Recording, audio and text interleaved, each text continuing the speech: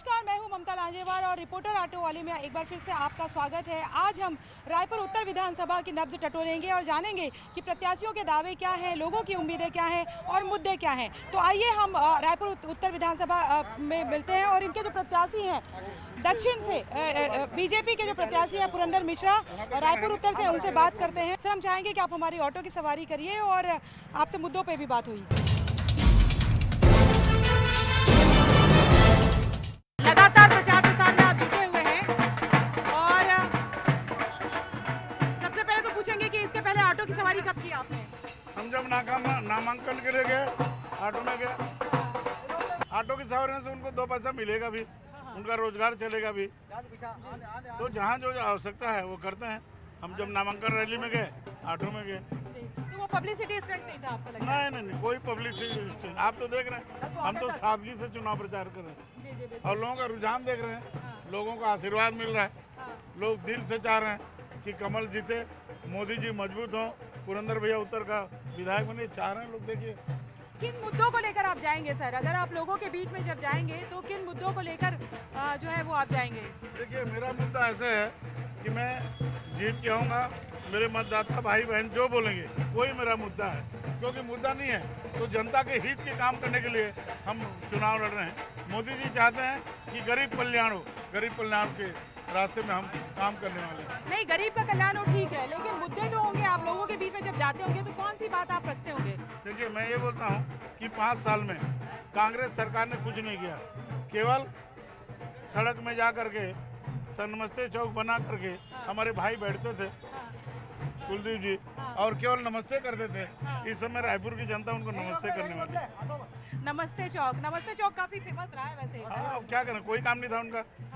9 बजे पहुंचना है, नमस्ते चौक बैठना है, चाय पीना है, चाय पिलाना है, वहीं से अपनी दुकानदारी चलाते थे। ये पूरा इलाका जो उत्तर का जो इलाका है काफी कंजेस्टेड लग रहा है। अभी भी हम जा रहे हैं, हमारी ऑटो नहीं जा पा रही है। क्या कहेंगे कि यहाँ पे क्या मुद्दे हैं जो आगे रहेंगे?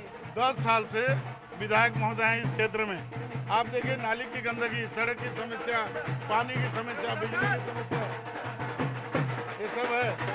और केवल 5 साल तक नमस्ते किए हैं। मैं उनको पूछना चाहता हूँ आपके माध्यम से, कोई ऐसा बड़ा काम मुझे बताएं कि उत्तर विधानसभा में किए हैं, भूमि पूजन किए हैं, क्या किए हैं?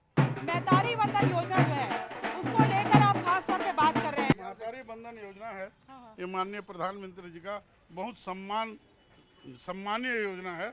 माताओं को सम्मान देने के लिए, बेटी को सम्मान देने के लिए, उनकी समस्या दूर करने के लिए ये योजना लागू किया है। मैं माननीय मोदी जी को उनके लाडली बहन योजना जैसा ही लाडली बहन जैसे योजना है, लेकिन उससे भी ज़्यादा अच्छा है, क्योंकि हर घर में, हर परिवार में सब शादीशुदा रहते हैं और बच्ची जब शादी होकर जाएगी, उसकी बेटी होगी, उसके भी 1.5 लाख रुपए का अनुदान है। लेकिन सर, कैसे पॉसिबल हो सकता है? प्रत्याशी तो चुनाव के समय ये भी वादा कर लेते हैं कि सोने की सड़क बिछा देंगे। कैसे पॉसिबल होगा हर घर में 1-1 हज़ार रुपए देना? मोदी जी है तो मुमकिन है। तो 10 लाख का तो वादा किया था उन्होंने, मुमकिन नहीं हो पाया। कौन सा 10 लाख का? हर किसी को 10 लाख देंगे, काला धन वापस आएगा। नहीं, वो आप नोटबंदी के बाद में जो है तमाम चीजें आप उसमें कंफ्यूजन है। हम उनको बताए कि हर व्यक्ति का 15 लाख रुपया हिसाब करने से विदेश में काला धन है, उसको लाना है। तो ला नहीं पाए ना अभी तक? लाए ना, पूरा काला धन आ गया। तो फिर 15 लाख कहाँ है अकाउंट? तो वो कहाँ बोले थे कि मैं सबको दूंगा? बोला था सर। नहीं, ऐसा नहीं है। उसमें कोई कंफ्यूजन है, सुनने में, समझने में। काला धन लाऊंगा और जो काला धन विदेश में है वो 15,000 के हिसाब से है। जैसे अभी हम भूपेश जी को बोलते हैं 146 लाख का जो कर्जा है, वो हर आदमी के ऊपर 35,000 का कर्जा है। तो कर्जा बताते नहीं, तो आप बोलोगे 35,000 कर्जा है तो मैं कहाँ छूटूंगा? ये है। लेकिन मोदी जी ये बोले थे 15 लाख के हिसाब से विदेश में काला धन है, वो हम लाएंगे। अच्छा, ये बताइए सर कि आप नहीं लगता कि तमाम तरह की जो योजनाएं जो है, इस तरह की जो योजनाएं होती हैं, मतलब इस तरह के जो वादे होते हैं, इससे ज़रूरी है कि महिलाओं को 1,000 रुपये महीना देने से अच्छा, जैसे एक महिला कह रही थी कि रोजगार दिया जाए, महिलाओं को सशक्त बनाया जाए। जो भी रोजगार करेगा, जो भी रोजगार लेगा वो 50% उसमें सब्सिडी देंगे। जो भी रोजगार करेगा, युवाओं को 1 लाख का नौकरी देंगे।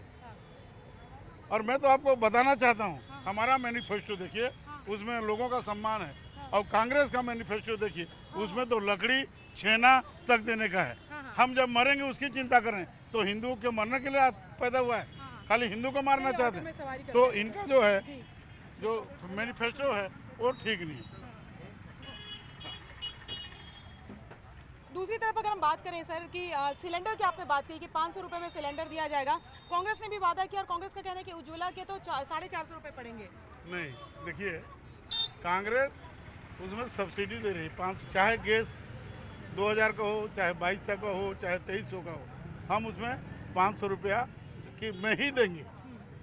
कांग्रेस का कहना है कि हम सब्सिडी देंगे, तो हमको 350 पड़ मतलब फ़ायदा हो रहा है, लेकिन हमारा डायरेक्ट है, रेट जो भी हो हम 500 देंगे। अच्छा ये बताइए सर कि निर्दलीय जो है, आपके यहाँ से सावित्री जगत निर्दलीय है, अजीत कुकरेजा कांग्रेस से निर्दलीय, आपको क्या लगता है कि ये आपके फायदे में है या फिर आपके लिए नुकसान देगा? देखिए, चैलेंज होते हैं निर्दलीय और राष्ट्रीय पार्टी में बहुत फर्क है। जी।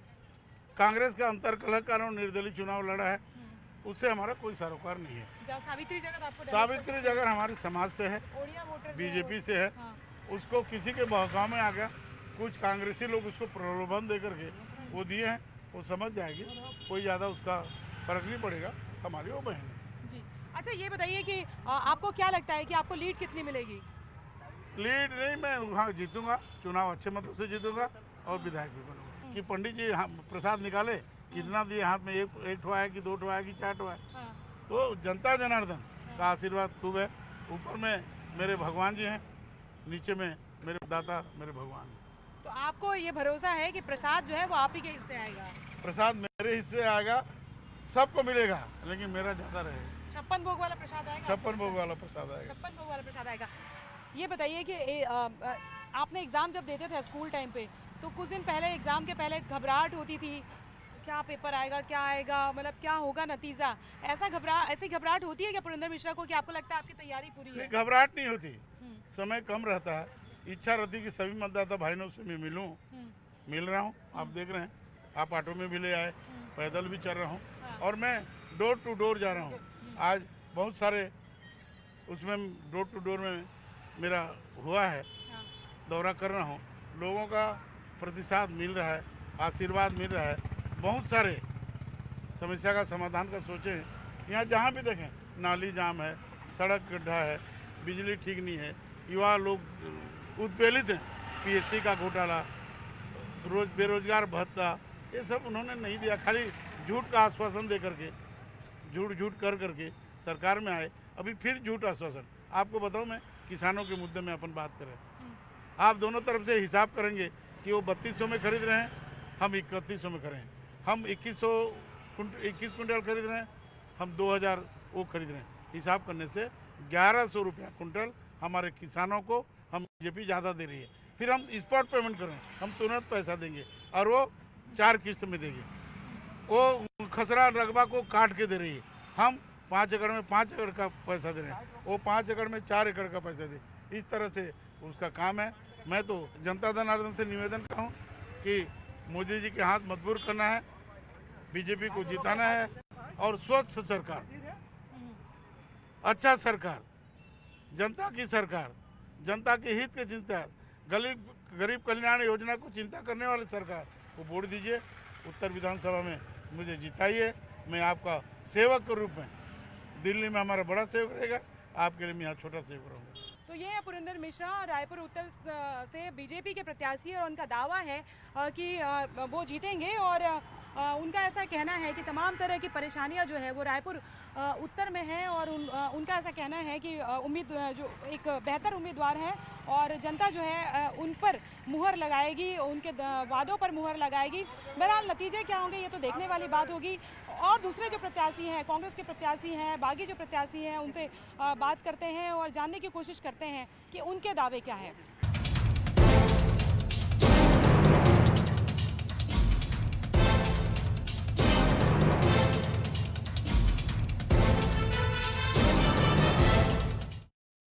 रायपुर उत्तर से अजीत कुकरेजा भी मैदान में उतरे हैं। अजीत कुकरेजा पहले कांग्रेस के पार्षद थे, लेकिन चूंकि टिकट नहीं मिली उसके बाद में बागी प्रत्याशी के रूप में वो उतरे हैं। और अजीत कुकरेजा से भी हम बातचीत करेंगे कि उनको क्यों भरोसा है कि जनता जो है उन्हें चुनेगी। और जब कोई प्रत्याशी बागी होकर मैदान में उतरता है और किसी बड़ी पार्टी का साथ नहीं होता है तो उसकी चुनौतियाँ बढ़ जाती है। अजीत, हम चाहेंगे कि आप हमारे साथ ऑटो में सवारी करें और हम आपसे बात भी करेंगे।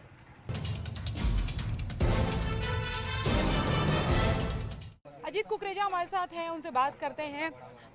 सबसे पहले तो ये जानेंगे कि इसके पहले आप ऑटो में कब बैठे थे? ऑटो ई रिक्शा में तो लगातार, क्योंकि मैं 10 साल बाहर रहा तो तब मेरे पास गाड़ी भी नहीं होती थी। मैं पुणे में था तो ऑटो में सवार मैंने घूमना होता था। दिल्ली में था, आईएएस की तैयारी कर रहा था तो ऑटो में ही घूमते थे। तो मैंने अपनी ज़िंदगी का एक अच्छा हिस्सा ऑटो में निकाला है। रायपुर में उतना कम होता है पर अनुभव अच्छा है जी।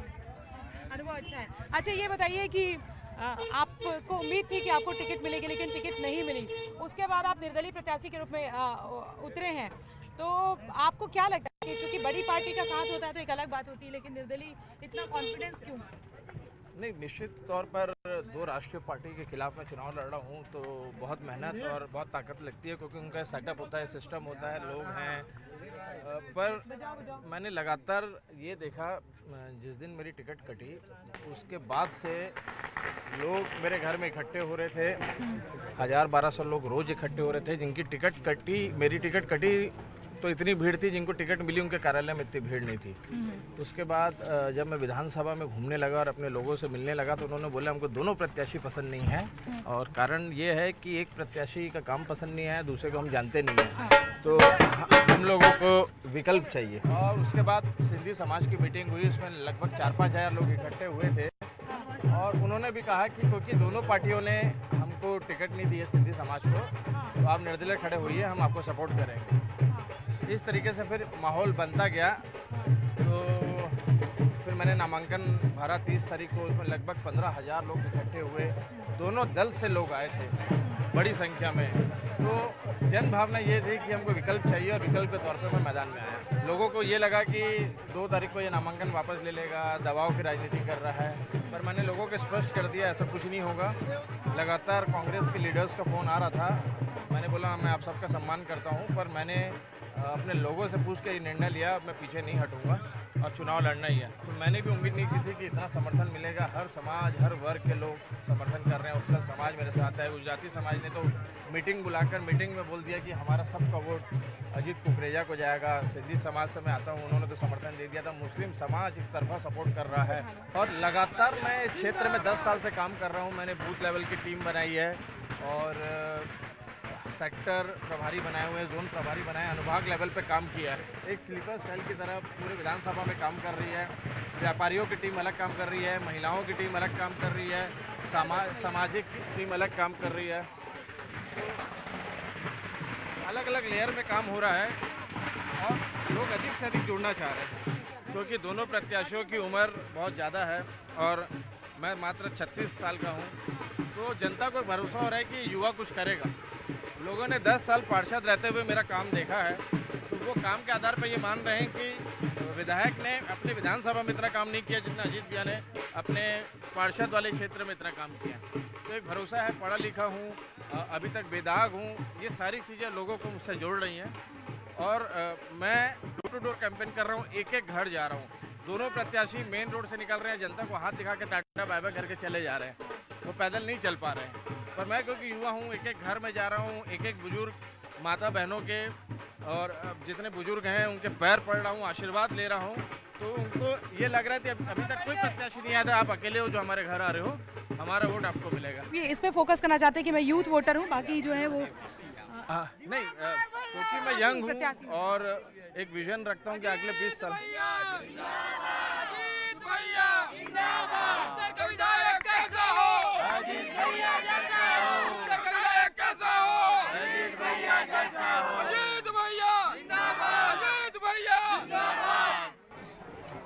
आप देखेंगे हर समाज के लोग, अभी हम लोग खमाडी गांव में हैं, यहाँ छत्तीसगढ़ी समाज के लोग हैं, अभी साहू समाज की महिलाओं ने मेरा स्वागत किया, उससे पहले यादव समाज के सब सीनियर लोगों ने मेरा स्वागत किया, और सबका एक ही कहना कि आप युवा हो और आपने काम किया है तो एक हमको उम्मीद है आप काम करोगे।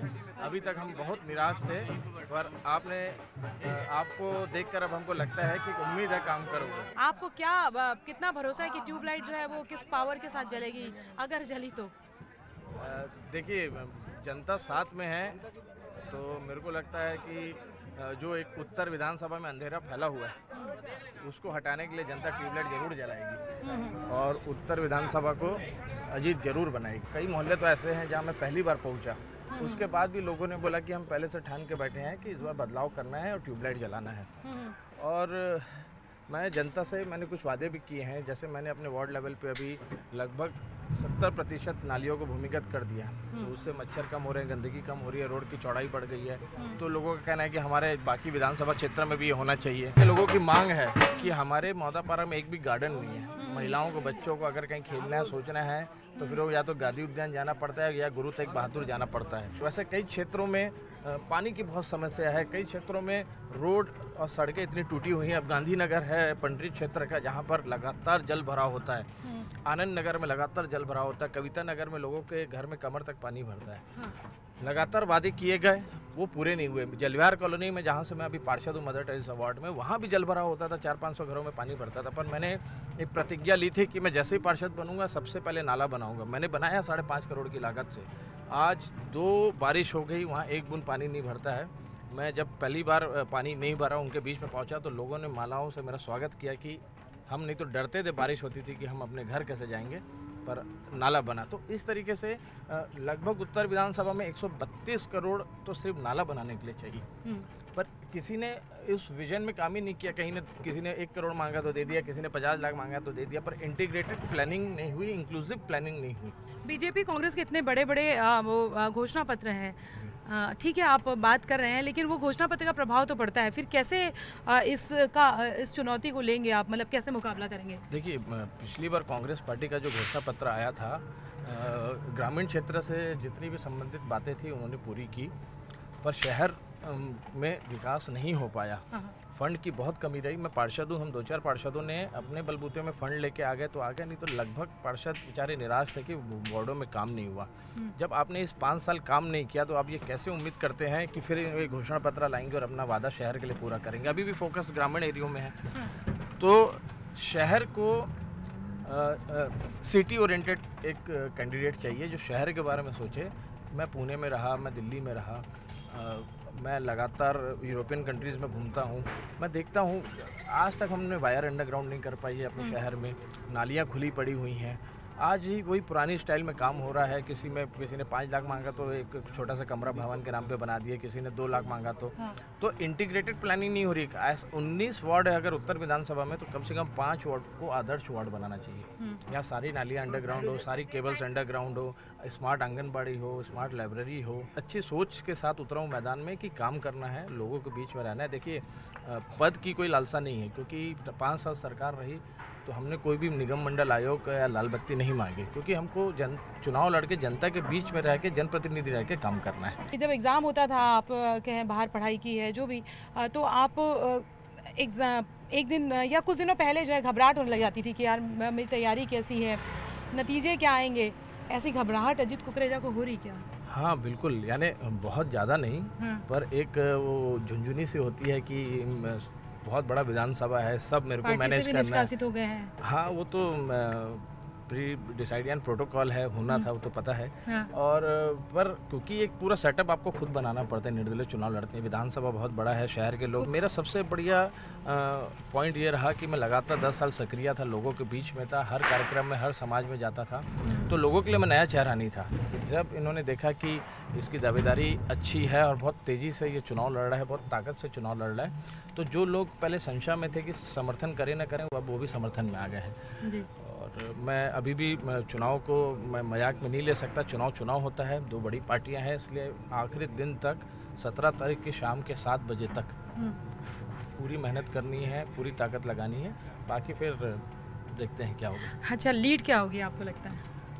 देखिए, ये सोचते हैं कि देखिए, ऐसा अनुमान लगाना किसी के लिए भी संभव नहीं है, पर यह है कि परिणाम अच्छा रहेगा ऐसा लग रहा है। और लोगों का जैसे समर्थन मिल रहा है, एक अंडर करंट चल रही है। इस समय लोग खुल के नहीं बोल रहे, क्योंकि राष्ट्रीय दल के जो नेता हैं उनको मुंह पे कैसे बोले कि नहीं भाई आपको समर्थन नहीं करना है, पर एक अंडर करंट चल रही है।